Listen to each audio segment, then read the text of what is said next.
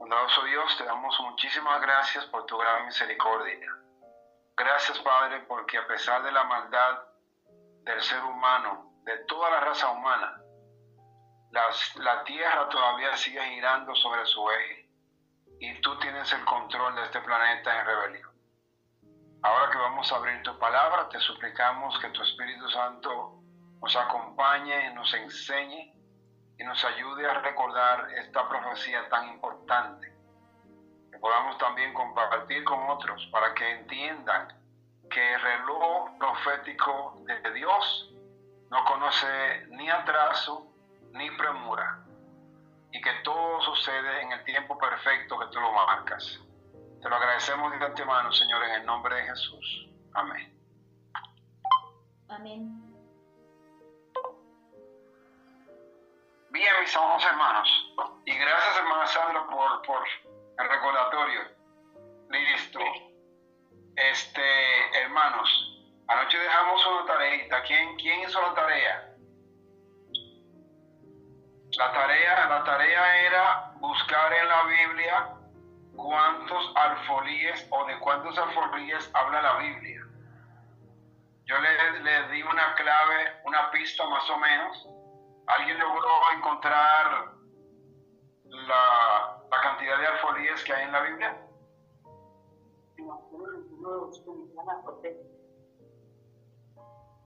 Bueno, si no lo buscaron, yo les digo rapidito, porque yo no sé si yo soy el único, pero a mí el tiempo nunca me espera.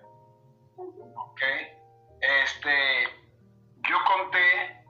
Yo conté 56 alfolíes. Hay alfolíes que hablan específicamente del diezmo y las ofrendas para la casa de Dios. ¿Ok? Hay otros alfolíes que está hablando de almacenamiento de comida. Y usted dirá, bueno, pero eso no puede contar para nada, porque si estamos hablando de comida, de cereales y todo eso, pero acuérdense algo. Malaquías 3:10 dice, traed los diezmos al alfolí, y ¿cómo sigue diciendo? Y haya comida, y haya alimento en mi casa. Es decir, que la figura del alfolí en la Biblia es una figura que se está relacionando con el alfolí, con lo que podríamos llamarle un granero o un almacén de granos, alimentos.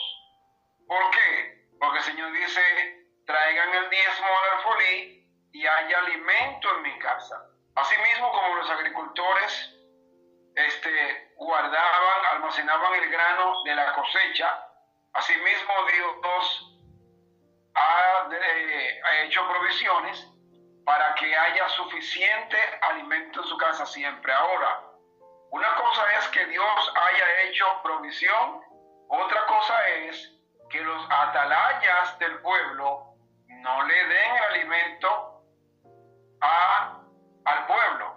Ahora, le pregunto, ¿será que Dios ha hecho provisión para el pueblo? Harto. Más que, ¿sí? El problema no es de Dios, el problema es de los que se llaman atalayas o de los que se llaman pastores, ancianos, el líder que sea, y que no alimente al pueblo, o como se usa la imagen o la figura del rebaño. ¿Ve? Entonces, ¿qué quiere decir esto en relación a lo que hacíamos anoche? Que el alfolí de Dios no está clavado en un solo lugar. Donde hay alimento a su tiempo, ahí hay un alfolí, porque eso es lo que dice la Biblia. Una cosa dice la iglesia, otra cosa dice la palabra de Dios. Y como estaba yo tratando de animarlos, arengarlos anoche, pues hermanos, tenemos que acostumbrarnos a cimentar, a cementar, a enraizar nuestros pies fijos en la palabra. No es lo que diga yo. Yo le he dicho a ustedes incontables veces, a mí no me crean, en mí no confíen, vayan a la palabra de Dios. ¿Por qué? Porque es que hay una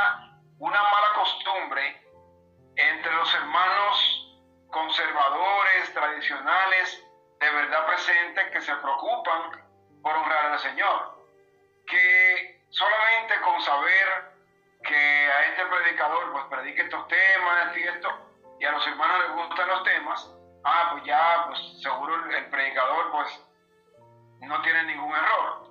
Hermano, no se acostumbren a eso.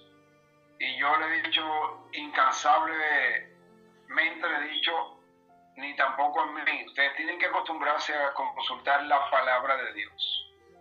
Ahora sí, hermanos, vamos al resto del estudio de esta noche y vamos a ver qué tanto logramos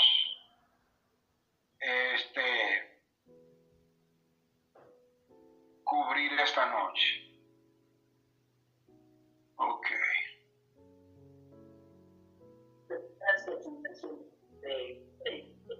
All right. Vamos a ver los últimos minutos que vimos anoche, rapidito, para entonces continuar con lo de la profecía de los 2300 años. Leímos en Daniel 9, 24 al 27 algunos puntos muy interesantes. Dice que, como marca aquí, vamos a ver esto. Ok. Dice aquí, 70 semanas están determinadas. Recordemos que la palabra determinadas en hebreo significa separadas. Es decir, que las 70 semanas fueron separadas de un periodo de tiempo mayor. Ahora, les voy a picar la conciencia, les voy a picar la mente. 70 veces 7. Un momentico que están entrando unos hermanos.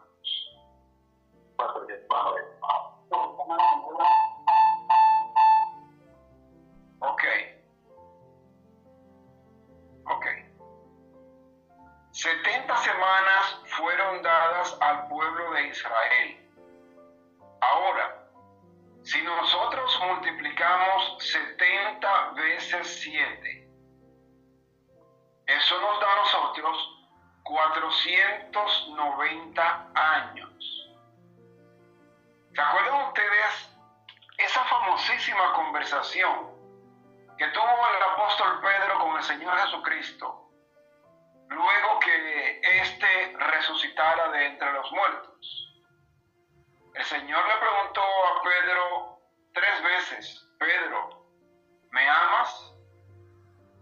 Dice Pedro: claro que te amo.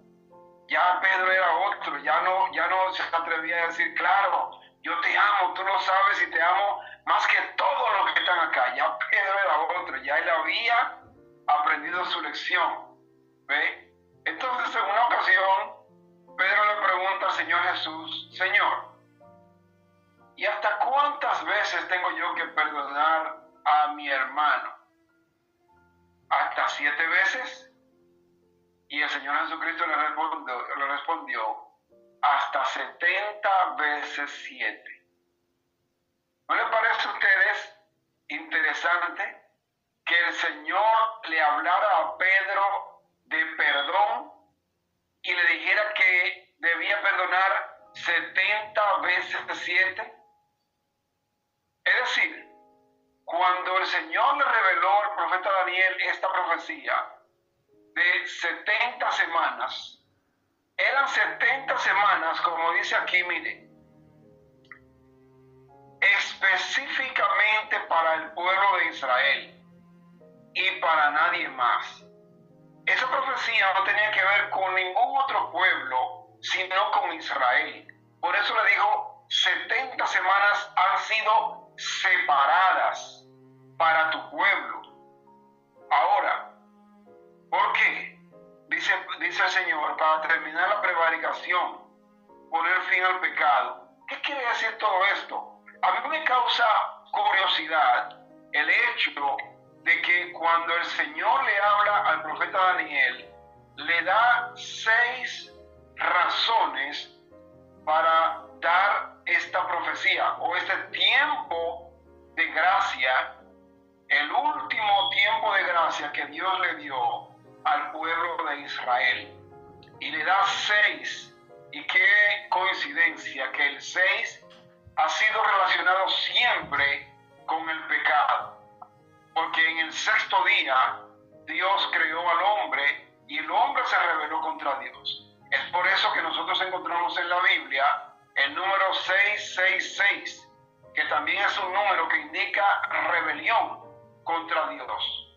¿Sabían ustedes que interesantemente el nombre del Señor Jesucristo no da 777, da 888, porque el Señor Jesús está mucho más allá de la perfección como ustedes y yo podemos imaginar.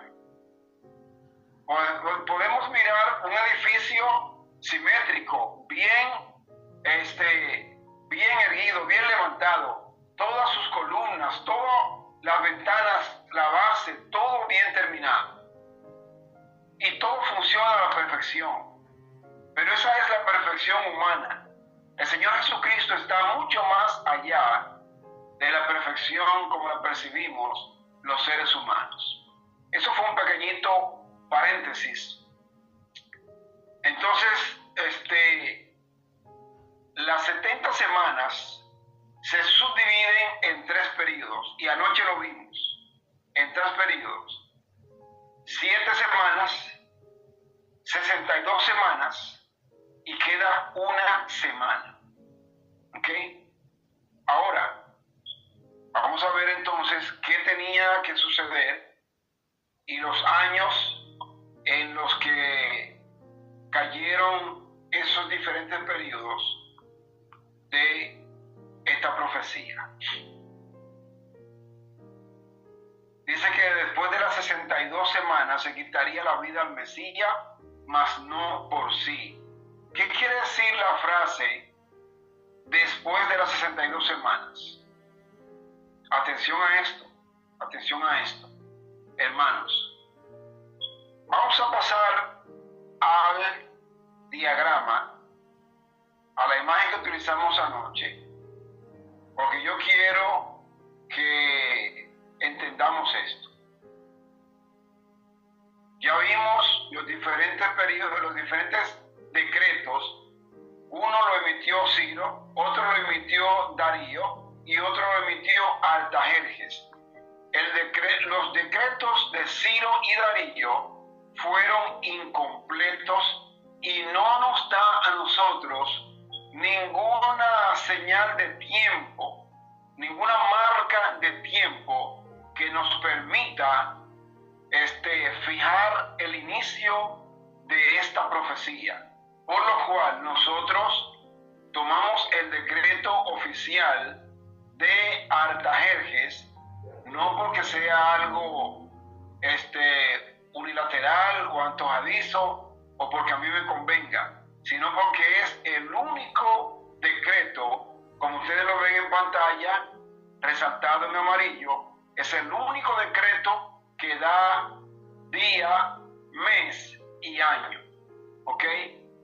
El primer día del primer mes del 7º año, y luego entonces lo único que nos tocaría a nosotros sería buscar en la historia a qué año correspondía el 7º año de gobierno de el rey Artajerjes.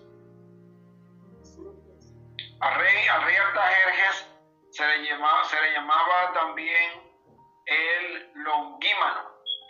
Artajerjes el Longímano, porque tenía un brazo más largo que otro. Por si acaso ustedes ven por ahí el nombre de Jerjes o Artajerjes o Artajerjes el Longímano. Los 3 están hablando de la misma persona. Vamos a seguir. Listo. Aquí tenemos la imagen, el cuadro, y como ustedes notan, hermanos, tenemos acá, vamos a ver si logramos. Cierren los micrófonos, por favor.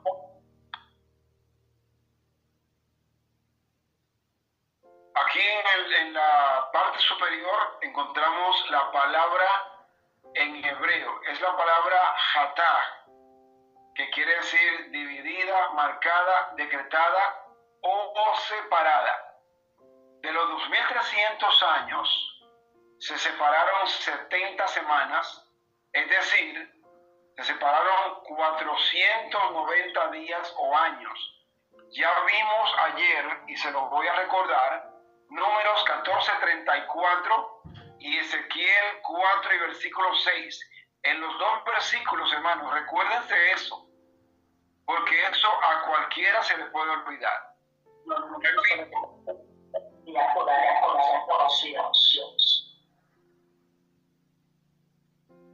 Ok, vamos a cerrar los micrófonos, por favor, para que podamos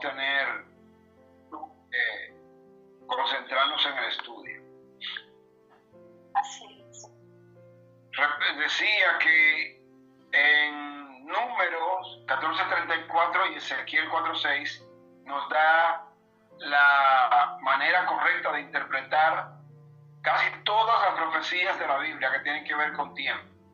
Entonces dice que se calcula un día por un año.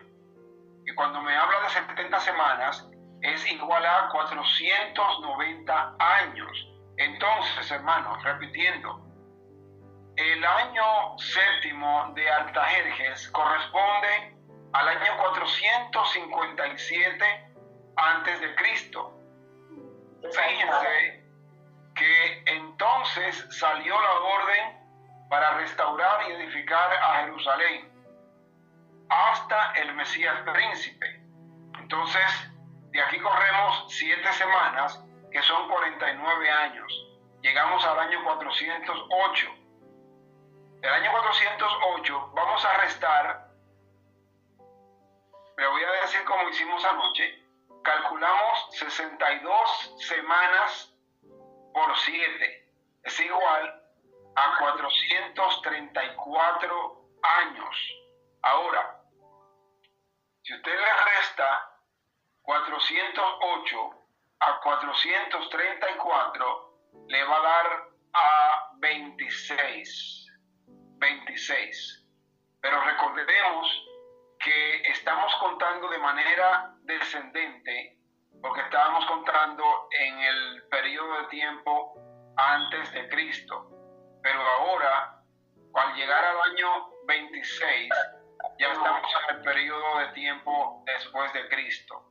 Cierren los micrófonos, por favor. Cierren los micrófonos, por favor. Muchas gracias. Pastor, ¿será que puedas bloquear los micrófonos, por favor? Sí, me va a tocar salirme de aquí para hacerlo. Muy amable, pastor, gracias.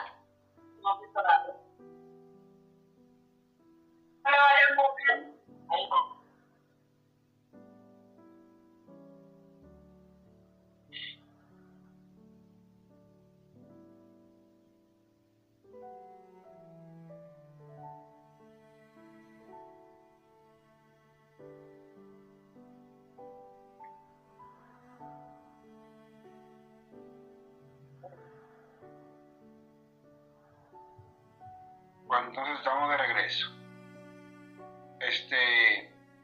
Decíamos que multiplicando 62 por 7 es igual a 434. A 434 usted le va a restar 408. Entonces eso le da 26.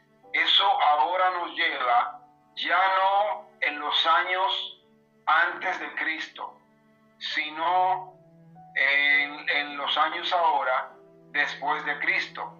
Estamos en el año 26, más o menos, vamos a decir por aquí, por decir algo. Ahora, usted se puede preguntar, ¿por qué tengo yo aquí el 27? Porque recuerde que anoche explicamos que pasamos de antes de Cristo a después de Cristo y se le añade un año. ¿Por qué? Esa es la piedrecita en el zapato de muchas personas que no entienden cómo se hace la transición, y esto no es nada complicado. Al pasar de antes a después de Cristo, se agrega un año. ¿Por qué? Pues lógico, porque nació Cristo. Entonces, si nació Cristo, no importa en qué año, ya ese es el primer año. Si por ejemplo nació en el 11º mes, en noviembre, por utilizar nuestro calendario, por dar solamente un ejemplo, si nació en noviembre, ya en noviembre del 2026 se detiene el conteo del tiempo antes de Cristo, y ahí mismo, en la misma raya, en la misma línea, comienza el conteo después de Cristo, porque ya nació. Entonces simplemente se añade un año y llegamos al año 27, mis hermanos, 27. Ahora, interesante, vamos a ver algo más. El año 27, ¿por qué tenemos aquí 31? Recuerde que al pueblo de Israel se le dieron 70 semanas, pero ya aquí llevamos 69, ¿ok? Queda solamente una semana y debían suceder dos cosas muy importantes. A la mitad de la semana nos dice el profeta que se le quitaría la vida al Mesías. Ahora, si usted calcula del año 27 y le calcula 3 semanas y media, es decir, 3 años y medio, entonces del 27 usted va a llegar al año 31, más o menos a la mitad del año 31, mis hermanos. Entonces, ¿qué sucede? ¿Cuánto tiempo faltaría entonces para terminar las 70 semanas? Y aquí es que donde el mundo evangélico, y espero que no se me moleste nadie se ofenda con lo que voy a decir, aquí es que el mundo evangélico, el mundo cristiano, tropieza y se cae. ¿Por qué? Porque la grandísima mayoría de pastores evangélicos, no todos, pero la gran mayoría de pastores evangélicos enseñan que todavía la semana 70 no se ha cumplido. Ahora, ¿saben ustedes por qué también esto sucede de esta manera? Porque el cuerno pequeño, el hombre de pecado, el hijo de perdición, introdujo en la iglesia cristiana dos sistemas espúreos o falsos de interpretación profética. ¿Qué quiere decir esto? Que para algunos las profecías que estamos viendo se cumplieron en el pasado y no tienen nada que ver con el presente. Para otros se cumplirán en el futuro y no se ha visto nada de eso en el pasado. A esto se le llama preterismo y futurismo. Entonces, hermanos, hay muchos pastores que se llevan de este sistema de interpretación cuando la Biblia no autoriza tal interpretación, de que el pueblo cristiano y el pueblo judío por igual se encuentra viviendo, y eso es algo completamente descabellado y sin sentido. Y yo quisiera que alguien me ayudara a entender esto. ¿Por qué? Porque la profecía, según en el mundo cristiano moderno, la profecía se detuvo en el año 31. 31 no, me equivoqué. En el año 27 se detuvo la profecía. ¿Saben ustedes por qué? Porque ellos enseñan que estamos viviendo en la semana 69. Ahora, yo quisiera entender, si alguien pudiera ayudarme, ¿qué tipo de simbología profética toman en cuenta estos predicadores para decir tal cosa? Porque la Biblia me habla a mí de un día es como 1000 años, un día es como un año como un día, ¿sí? Me habla de generaciones. Entonces, Yo no encuentro en la Biblia en ninguna parte que una semana equivalga a cientos y cientos y hasta miles de años. ¿De dónde sacan esa interpretación? Me gustaría saberlo, porque en la Biblia no existe. Entonces, mis amados hermanos, les voy a regalar este dato. ¿Por qué es importante entender esto? ¿Por qué es importante entender esto? Como dijimos el miércoles, porque la gran mayoría del mundo cristiano moderno está esperando que suceda lo que ellos le llaman el rapto secreto. Y para ellos, la semana número 70, esta semana que está aquí, se cumplirá entonces en el futuro, cuando venga el rapto de la iglesia. Y esto es completamente falso. ¿Qué va a suceder entonces? Que esta enseñanza va a hacer que miles y miles y quizás millones de cristianos sean encontrados sin preparación. ¿Por qué? Les cuento.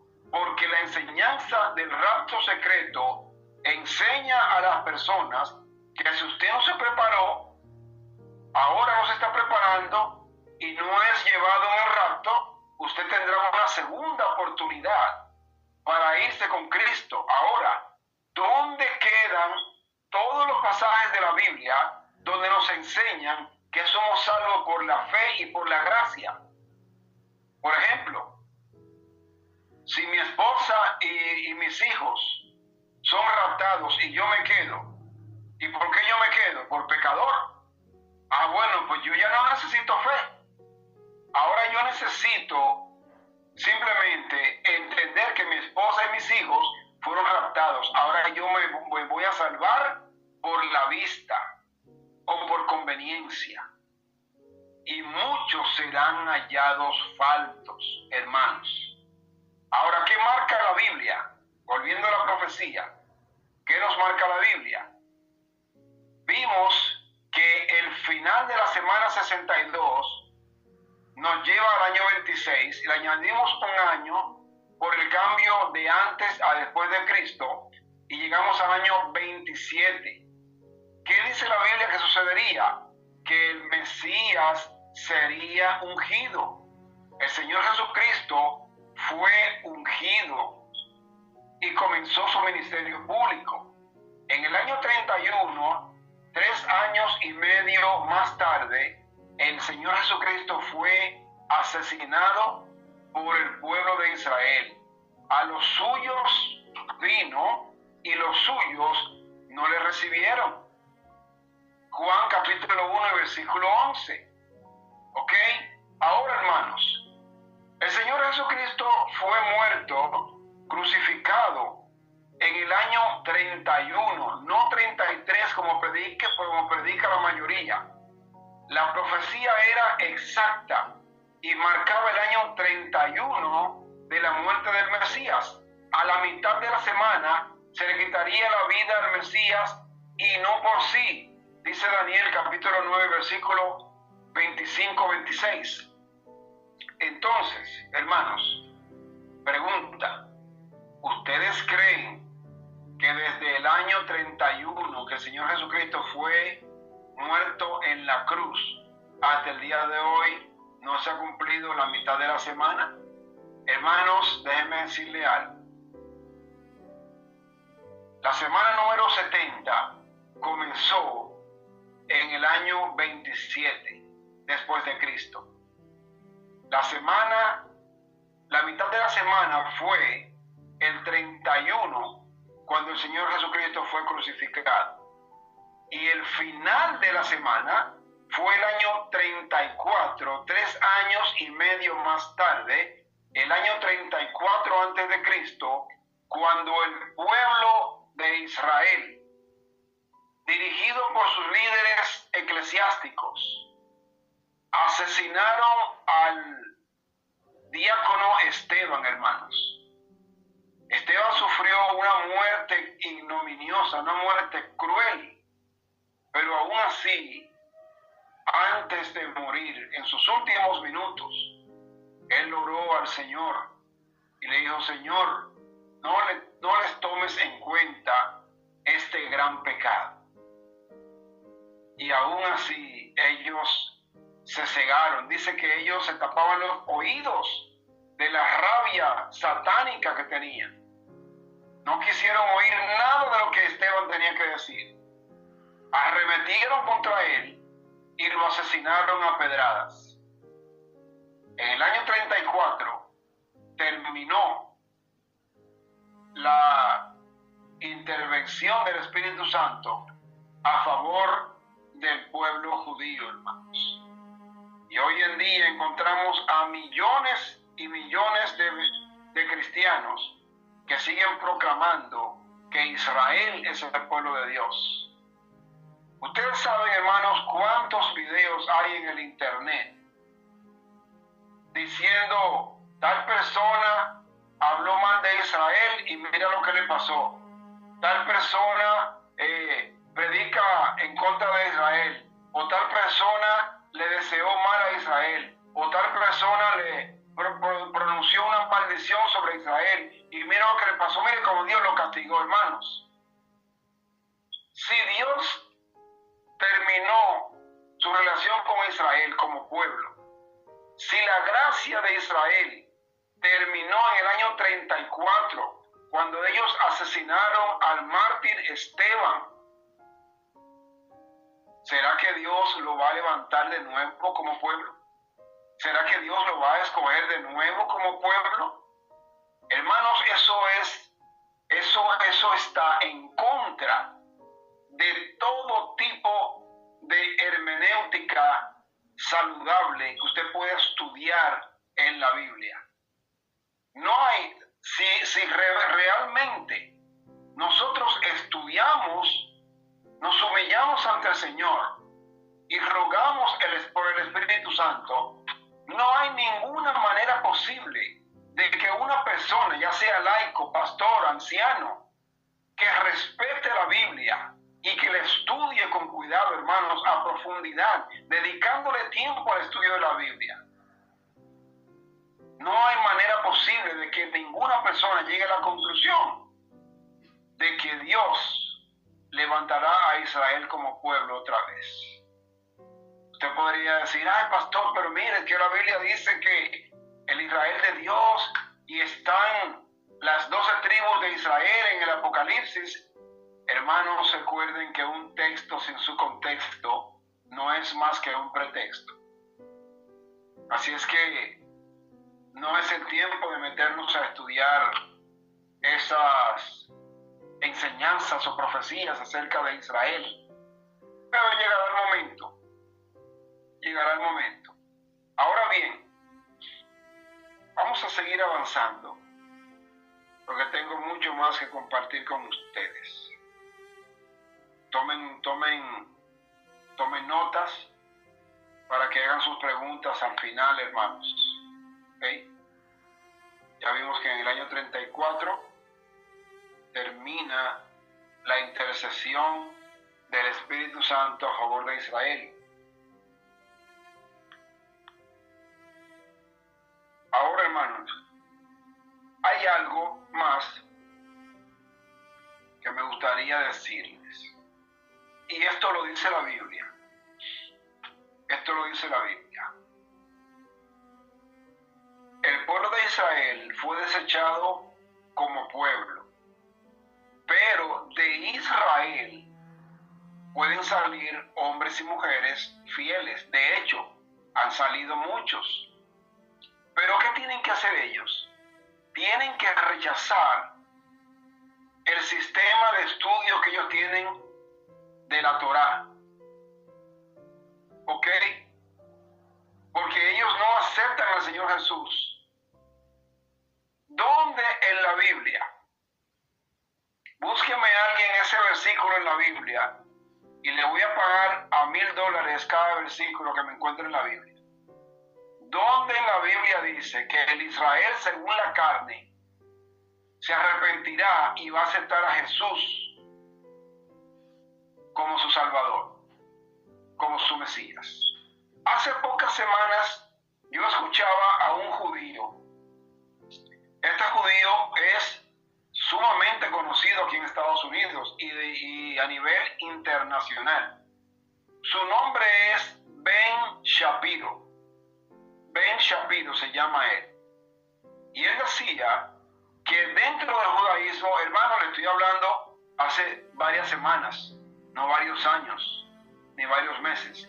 Hace varias semanas que yo lo estaba escuchando a él, y en casi todos los videos, o todos los videos que yo he visto de él utiliza la kipá. La kipá es el gorrito este que usan los judíos, por si no sabían.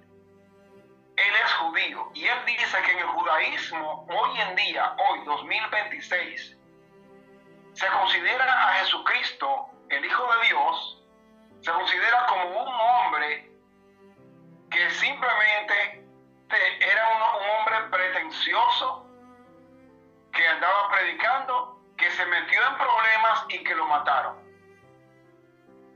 ¿Ok? Ni siquiera como profeta. Ni siquiera como profeta.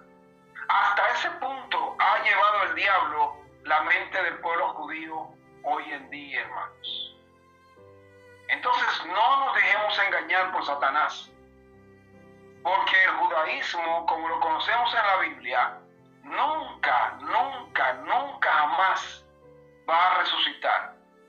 El Señor tomó muy en serio lo que ellos dijeron ante el pretorio, ante Herodes.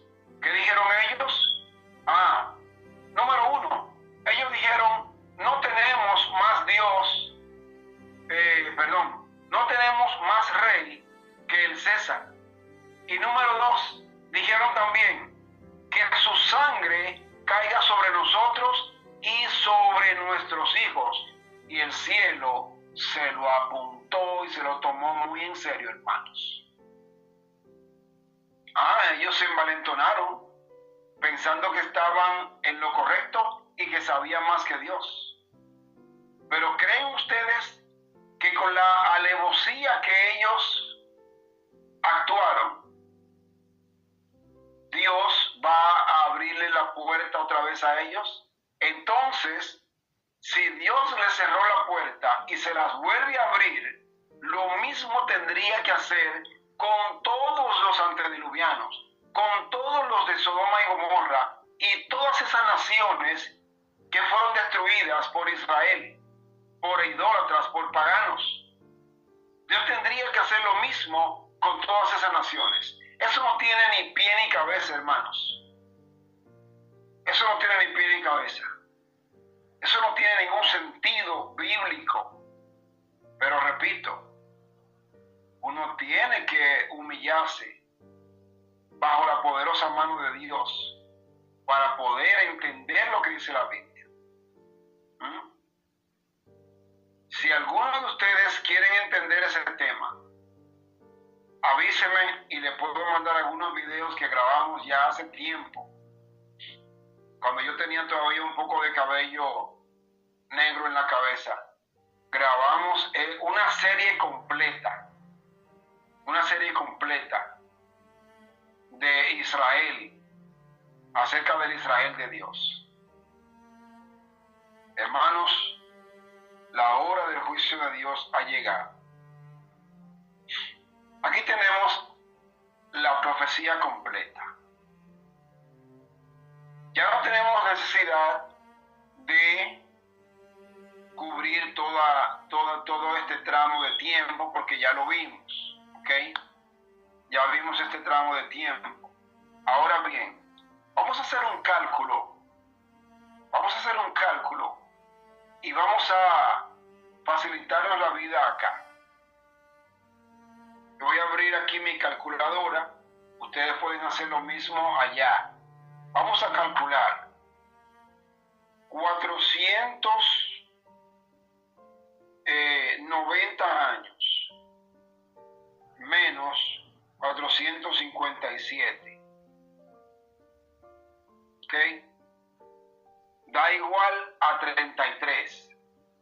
¿Por qué? Se lo voy a explicar ahora. 490 años, ¿a qué equivale a esto. Miren, mi hermano, no se me confunda. 70 semanas por 7 son 490 años. Y estos 490 años comenzaron en el otoño del 457. Entonces, réstenle 457 a 490, eso le va a dar 33.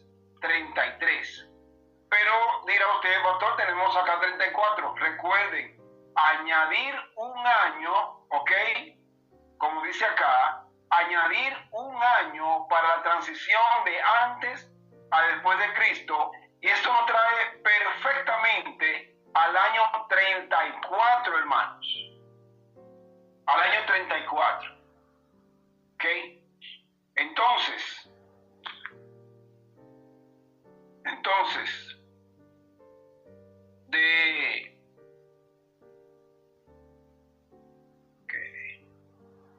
año 34. Ok. Menos 24. Okay. Listo. Entonces, hermanos, ¿qué sucede? Volviendo al diagrama que tenemos en pantalla. En el año 34 fue apedreado, asesinado Esteban por los judíos. Cierra la gracia. Termina el exclusivismo judío. Porque eso era otra cosa. Eso era otra cosa. Para ellos, los únicos buenos eran ellos. Y todos los demás eran paganos. Ellos tenían muchos problemas para aceptar a cualquier persona que viniera de otro país. Entonces, ¿qué dice la palabra de Dios? Lo que ya se está cumpliendo hoy en día. El Señor Jesucristo dice en Juan capítulo 10, tengo ovejas en otro redil o en otro rebaño, y a ellas me conviene traer. Y al final, el Señor Jesús dice, y habrá un solo pastor, que este será Él, y un solo rebaño, su iglesia. Ahora, su iglesia estará compuesta de personas de todos los credos. ¿Por qué? Porque van a oír la voz. Ustedes tienen que estudiar Juan capítulo 10 en detalle. Todos los que aman al Señor, que quieren hacer su voluntad, oirán la voz. Ahora, la voz del pastor, que es Cristo, no simplemente le va a decir, vengan acá donde yo los quiero. La voz del pastor también les va a decir cuáles son las verdades de la Biblia que ellos necesitan aprender y obedecer. Porque recordemos que a Dios se adora en espíritu y en mentira. No en espíritu, en verdad, lo puse al revés, discúlpenme. En espíritu y en verdad se adora a Dios, no en espíritu y en mentira. Entonces, el Señor traerá a todos estos hombres y mujeres a su redil, pero con esa condición. Venga a mi redil, forme parte de mi iglesia, y esa iglesia no es una denominación, hermanos. A través del tiempo, el Señor ha hecho depositario de su palabra, de su verdad, a diferentes grupos de personas. En el Antiguo Testamento le tocó al pueblo judío, ¿ok? Y el pueblo judío traicionó su cometido. Luego del pueblo judío pasó esto entonces a los gentiles. Los gentiles, con los discípulos que eran judíos, predicaban el evangelio. Y así sucesivamente a través de la historia, Dios siempre ha tenido mensajeros fieles. Ahora es una decisión suya y mía si queremos ser parte de ese equipo de trabajo que el Señor Jesucristo va a formar de hombres y mujeres fieles. Entonces nos quedamos en el año 34. Pasamos más adelante al 538, hermanos. ¿Qué sucedió? En el año 538 surge el cuerno pequeño. No nos vamos a detener en nada de esto, ¿ok? Porque no es el tema de esta noche. Estas profecías están escritas en Apocalipsis y en Daniel, como ustedes lo ven acá, ¿ok? Acá. Hay otra profecía que se encuentra en Daniel capítulo 2, que es paralela a Daniel 7. Eso tenemos que tenerlo pendiente. Entonces surge el cuerno pequeño en el año 538. Pero ¿qué pasa? Que el cuerno pequeño gobierna por 1260 días. En otros versículos de la Biblia se dice 42 meses. En otros versículos se dice 3 años y medio. Es lo mismo. Al final serán 1260 años. ¿Ok? Ahora, hermanos, dice acá, en el año 538 le sumamos 1260 años, llegamos al 1798. ¿Ok? Y el final de la profecía que estamos estudiando llega al 1844. Ahora, ¿qué pasa en el año 1844? Recordemos que en el pueblo judío se celebraban 4 fiestas anuales.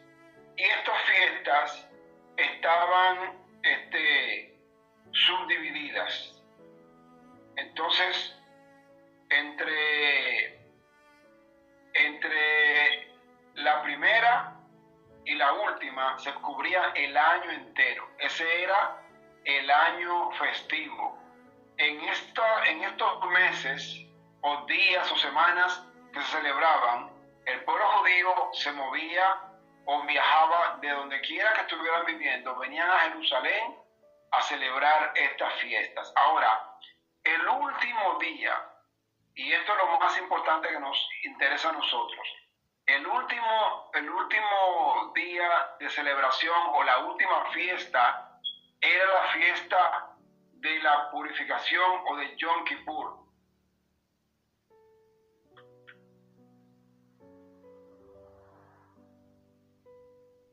La fiesta de Yom Kippur, ¿de qué se trataba? Se trataba de el borramiento de los pecados.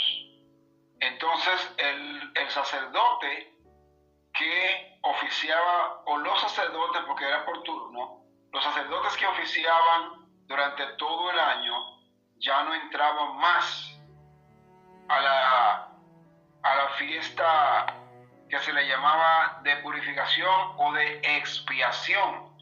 En hebreo se le llama el Yom Kippur. Entonces, ¿qué sucede?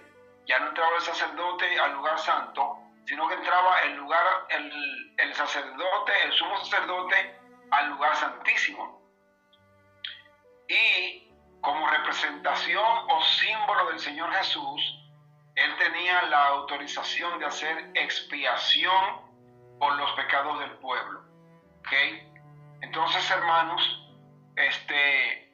cuando entraba, dice la Biblia que tenía que estar todo el pueblo humillado delante del Señor, porque el que no se humillaba era porque no sentía dolor por el pecado. Y si no sentía dolor por el pecado, no sentía la necesidad de arrepentimiento. Y si no había arrepentimiento, no había perdón. Y si no había perdón, el pecado permanecía. En resumen, ¿qué dice la Biblia? El que no se aflija será cortado del pueblo. Era muerto. ¿Por qué? Porque era un día definitivo de vida o de muerte. Todos los pecados del pueblo debían ser expiados o borrados. Recordemos que había un velo divisorio que dividía al lugar santo del lugar santísimo. Día a día, escuchen este detalle, hermanos. Día a día, el sacerdote entraba 2 veces al día. En la Biblia se nos enseña el sacrificio de la mañana y el sacrificio de la tarde. ¿Okay?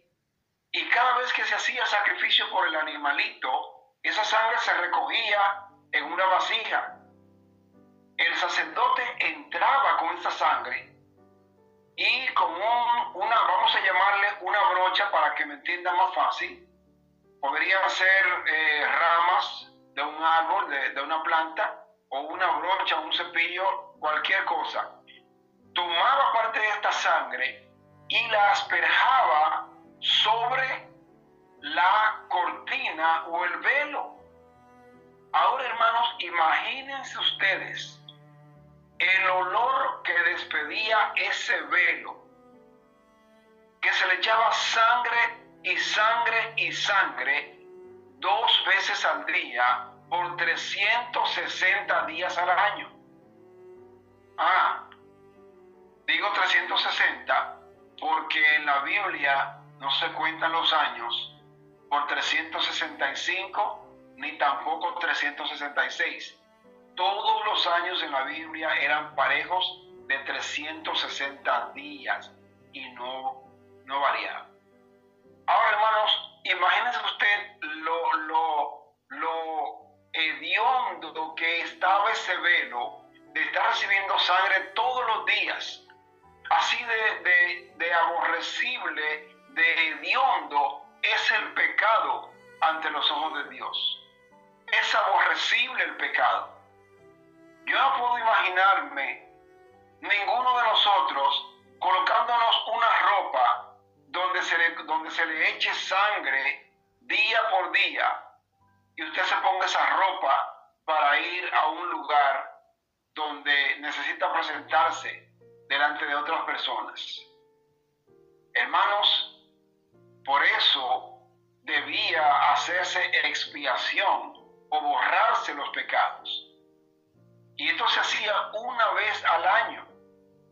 Entonces el sumo sacerdote entraba y ya no rociaba sangre, sino que ese velo era quitado y se ponía un velo nuevo.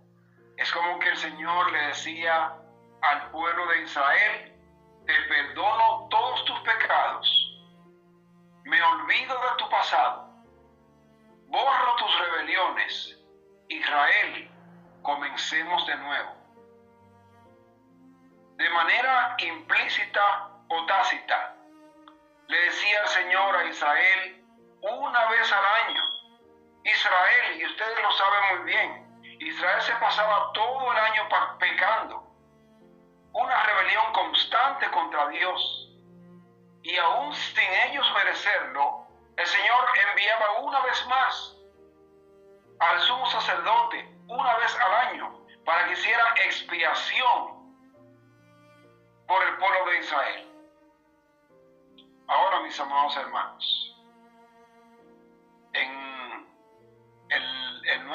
en el Antiguo Testamento, Dios no tenía 2 Israeles por el cual hacer expiación.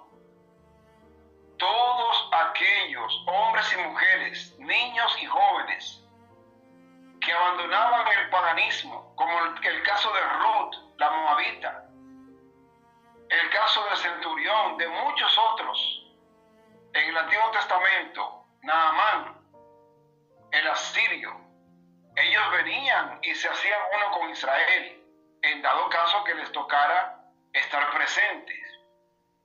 ¿Sí? Dios nunca ha tenido 2 iglesias simultáneas. Eso no se encuentra en la Biblia en ninguna parte. Y yo no sé ahora de dónde los hermanos cristianos han sacado esa idea nueva de que Dios salvará a Israel, pero también salvará a la iglesia cristiana. Eso nunca ha existido en la Biblia, hermanos. Jamás. Entonces, la profecía de los 2300 años culmina en el año 1844. ¿Y qué sucede entonces? Sucede, hermanos, que ahora el tipo se encuentra con el antitipo. Ahora el Señor Jesucristo se convierte en nuestro gran sumo sacerdote. Y Él ahora entra, pasa del lugar santo al lugar santísimo para hacer expiación por todos nosotros los que profesamos su nombre. Es por eso, mis hermanos, que se hace tan necesario que nosotros tratemos de echar afuera todo pecado, para que la expiación que el Señor Jesucristo está haciendo en el santuario celestial, ya no con sangre de animales, como el apóstol Pablo dice, ahora con su propia sangre entró una vez y para siempre. Ya no hay más animales para sacrificar, ya no hay más derramamiento de sangre para remisión de pecados.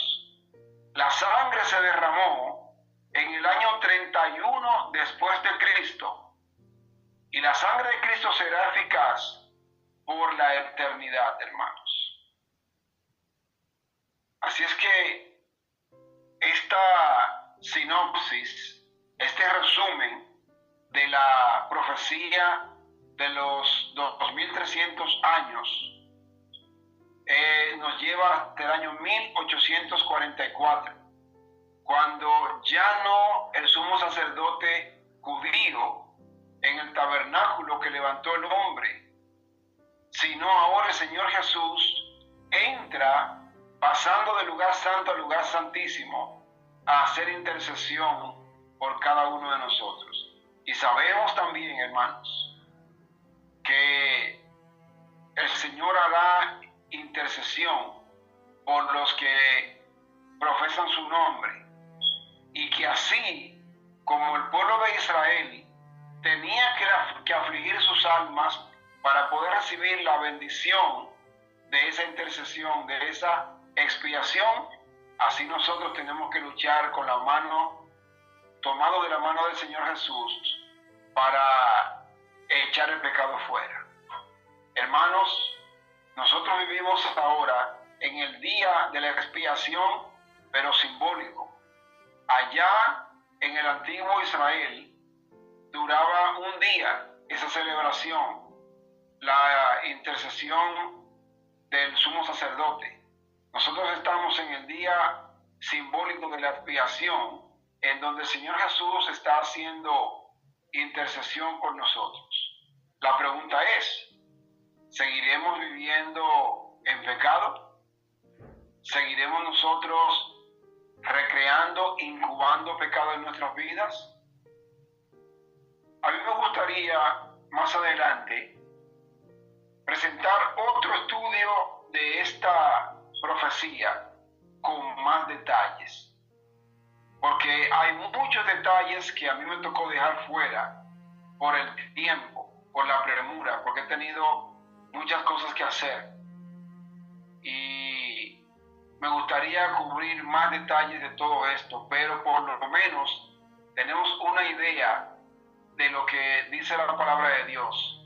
Cuando el sumo sacerdote terminaba en el antiguo Israel, terminaba la expiación en el día de esta celebración, entonces él salía a bendecir a la congregación que estaba esperando ansiosa que él terminara.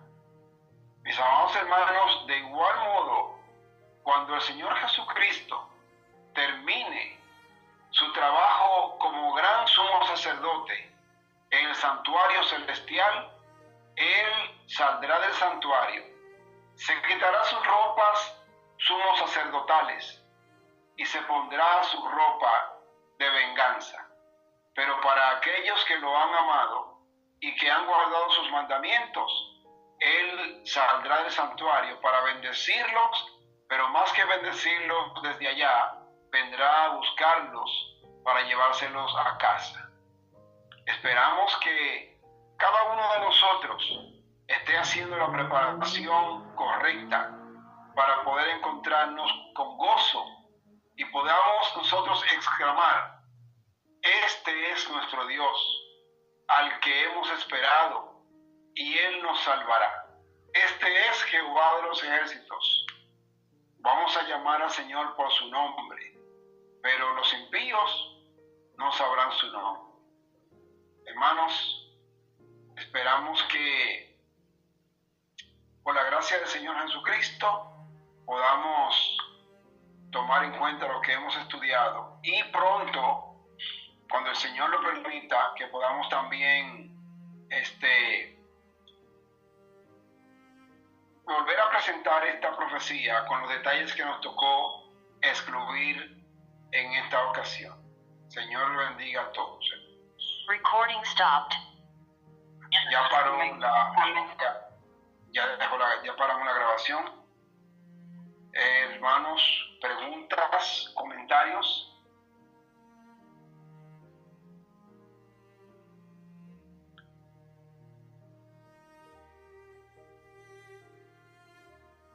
¿No hay ninguna pregunta?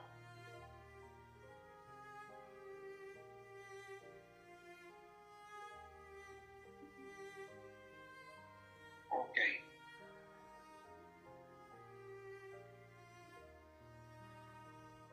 ¿Algún comentario?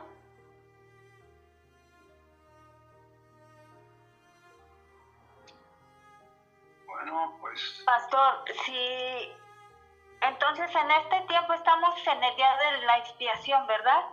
Como Sí. cuando se rociaba la sangre sobre el velo. Sí, bueno, En esto- Ajá. sí, adelante, dígame. En nuestro tiempo, ¿verdad? Es el día de expiación, ahora está limpiando el Señor Jesús los pecados al mismo tiempo de perdonarlos. Sí, claro. Ya no se rocea la sangre. Sí, La sangre se roció en el Calvario, en la cruz del Calvario en el año 31, hermana. Esa fue la sangre real del Cordero de Dios que quita los pecados del mundo. Ya esa sangre se derramó y el apóstol Pablo dice claramente que eso se hizo una sola vez y para siempre. Entonces, ahora el Señor Jesucristo está haciendo su trabajo sumo sacerdotal. Pero, ¿qué sucede, mis hermanos? Que si nosotros consentimos en pecar, que si nosotros con mano alzada y corazón hinchado, de manera alevosa, pecamos, la intercesión del Señor Jesucristo en el santuario no nos sirve de nada a nosotros, absolutamente nada.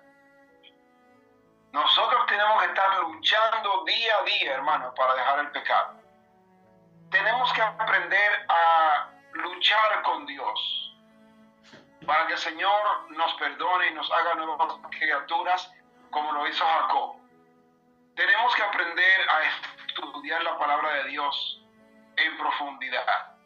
La palabra de Dios nos promete a nosotros: el que tenga falta de sabiduría, demándela a Dios y Él la va a dar liberalmente. En abundancia la puede dar y sin reproche, hermanos. Entonces, tenemos que tener eso pendiente, que el pecado, dice el apóstol Pablo, no nos domine. Él utiliza la palabra que el pecado no se enseñoree de vosotros. Significa que el pecado no nos domine, que no nos gobierne, ¿sí? Para que la intercesión de Cristo en el santuario celestial pueda ser efectiva a favor mío y a favor de ustedes. ¿Algún otro comentario? Lo digo, pastor, porque Sí. de alguna manera la iglesia, esa fue mi lucha, ¿verdad? En la iglesia adventista, cuando yo iba ahí, los hermanos siempre han creído que los pecados son perdonados y borrados al mismo tiempo. Pero yo leí una cita de la sierva de Dios donde dice que los pecados, ¿cómo se llama? El día de expiación va a ser justo antes, o sea, la limpieza de los pecados va a ser justo antes del tiempo de gracia, del cierre de tiempo de gracia. Por ejemplo, para los adventistas, ¿verdad? Justo antes. Entonces estamos aquí a poco, Oye, antes de que se...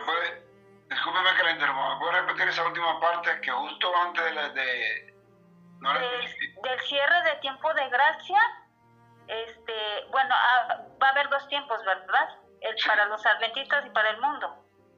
Entonces dice, justo antes, pero, o sea, yo tengo entendido que, no sé, si me puede corregir, muy bien, pastor. Tengo entendido, si aplica primero para los adventistas, justo antes del término de tiempo de gracia, los pecados serán borrados, ¿verdad? Que eso se llama el día de la expiación. No recuerdo la cita, pero la acabamos de ver en un estudio donde dice que justo antes de ese tiempo se limpiará, ¿verdad? Se borrará todo pecado que haya sido confesado, perdonado, y el Señor lo limpiará. Entonces, esa fue más bien mi controversia con los hermanos, por lo mismo, porque ellos dicen, la mayoría, casi todos decían que los pecados son perdonados y borrados al mismo tiempo. Entonces, y ya hay muchas versiones así, pero yo me convencí ahora, yo tuve la duda muchos años, pero ahora que vi yo esa cita donde dice justo antes del cierre del tiempo de gracia, los pecados serán limpiados, serán borrados. Ok. Bueno, tenemos que recordar también que no todos los casos son iguales. A algunos les tomará más tiempo, a otros les tomará menos el poder alcanzar la victoria sobre el pecado. Entonces, cuando nosotros alcanzamos la victoria sobre el pecado, ¿qué hace Dios? Nos sella y ya nosotros estamos fuera del alcance del pecado, porque ya lo hemos vencido. Y la palabra de Dios dice que el pecado no se levantará dos veces. Entonces, no es que Dios tiene una fecha exacta para decir 25 de julio de 2026, se hizo el pueblo y terminó. No, eso depende de cada caso. Por eso es que dice la Biblia y los testimonios que cada caso por separado es revisado en el santuario celestial.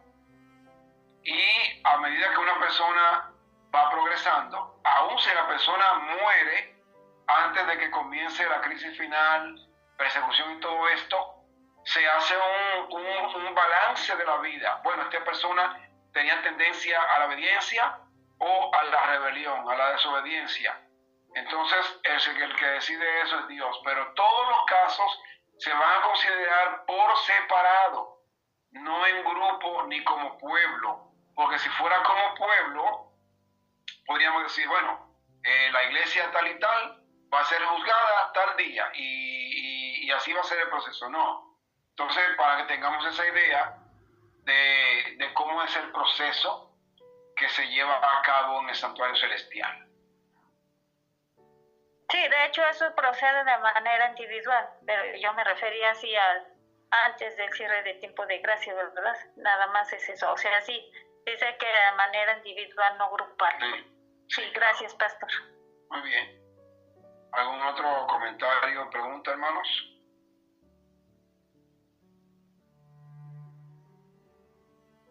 No hay más. Bueno, pues entonces parece que se entendió todo o no se entendió nada. Pues antes de cerrar, les cuento que... ¿Me entendió? Bueno, pues gracias a Dios entonces. La próxima semana voy a estar viajando, si Dios permite, y el miércoles voy a estar en carretera. Podríamos reanudar los estudios el viernes entonces, porque el miércoles todavía voy a estar viajando. para que sepan y tengan eso pendiente. Y bueno, con la ayuda del Señor, pues con mucho gusto podríamos entonces reanudar los estudios el próximo viernes. ¿Está bien? Amén. Claro que sí, pastor. Dios le bendiga en su camino y feliz sábado. Igualmente. Bueno, entonces, si me lo permite, vamos a orar y terminamos entonces. Sobre.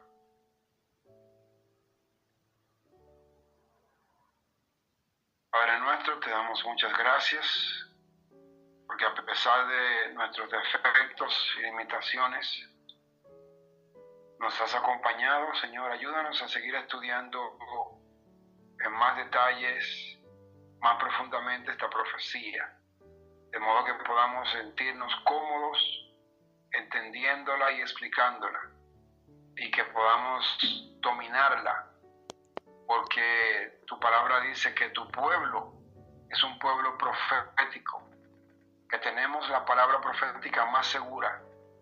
Nosotros no queremos ser desparramados, sino que queremos utilizar el mapa profético para entender bien de dónde venimos, dónde estamos y hacia dónde vamos. Gracias por tu misericordia al darnos esta preciosa luz. Regálanos una buena noche de descanso y un feliz